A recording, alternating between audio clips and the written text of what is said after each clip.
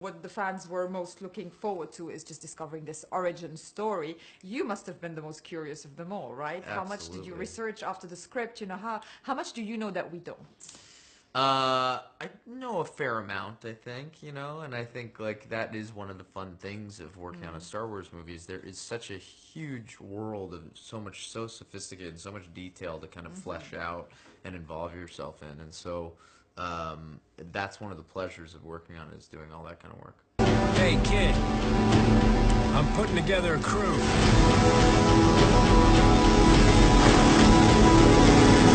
You in? That's yes.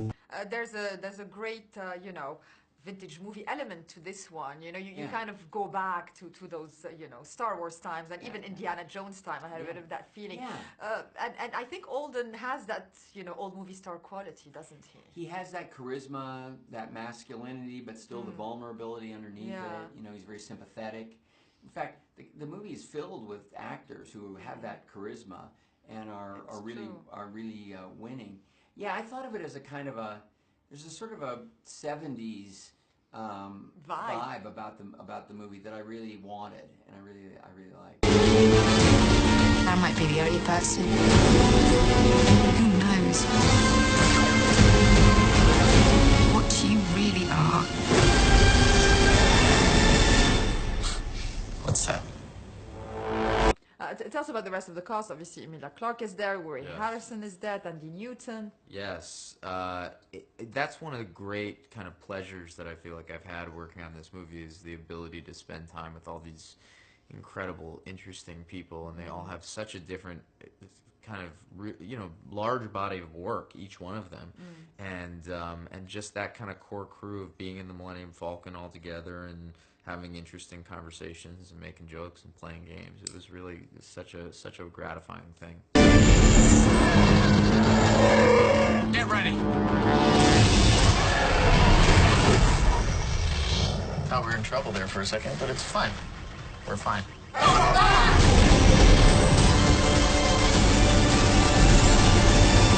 I know you guys, veteran great directors, all have admiration for each other. So have you always had admiration for what George Lucas did? I'm sure it was mutual.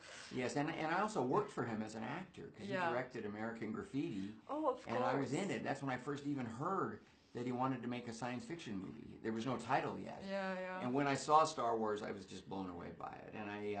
And I hope for some viewers who have either never seen Star Wars before, or maybe they're young, that for them maybe Solo could be an example of first experiencing the galaxy and the excitement of it for the first time. What do you think? Well, what do you know? You got a line on a ship? Yeah, I know a guy. He's the best smuggler around. I heard a story about you. I was wondering if it's true. Everything you've heard about me is true.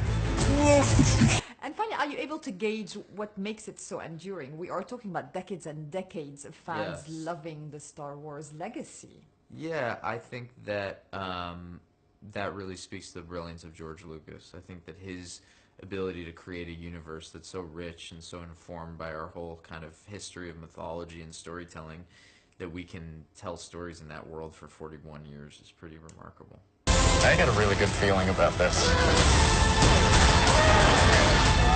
Since when do you know how to fly? 190 years old?